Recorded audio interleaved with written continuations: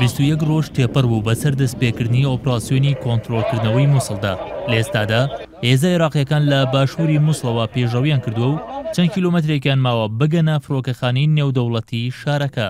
شاکر جەودەت فەرماندەی پۆلیسی فیدراڵی ڕایگەیاند چەکدارانی داعش لە باشوور ناوەڕاستی مووسڵەوە بە ئاراستەی ڕۆژاوای شارەکە پاشەکشەیان کردووە.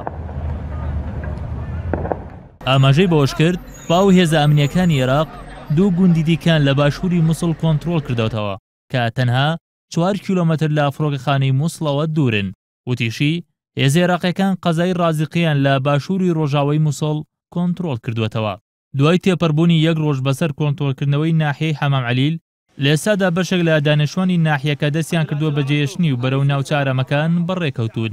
نەجم جبوری فەرماندەی ئۆپراسیۆنی کۆنتڕۆڵکردنەوەی نینەوە ئاماژەی بەوە کرد تا ئێستا نازانن ژمارەی ئەو هەوڵاتیانەی لە ناحیەکەدا ماونەتەوە چەندن. ئاوکات ڕێکخراوی نەتەوەیەکگرتوەکانیش ڕایگەیاند لە 3 هەفتەی ڕابردوودا زیاتر لە 20,000 هاوڵاتی مەدەنی هەڵاتون کە 9,700 کەسیان منداڵ بوون.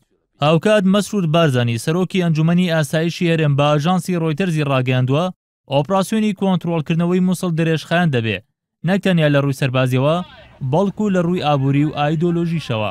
ئاماژەی بۆش کردووە چاوەڕوان دەکرێت لە قۆناغی داهاتووی ئۆپراسیۆنی کۆنتڕۆڵکردنەوەی مووسڵدا هێزە عێراقیەکان ڕوبەڕووی بەرگریەکی تونتری چەکدارانی داعش ببنەوە. باسی لەوەش کردووە لە سەرەتای دەستپێکردنی ئۆپراسیۆنی مووسڵەوە چەکدارانی داعش فڕۆکەی بێفڕۆکەوان و غازی کولۆر و خەردەریان بەکارێنەوە و بە شێوەیەکی بەرچاو پشتیان بە چەکی خەناس بەستووە.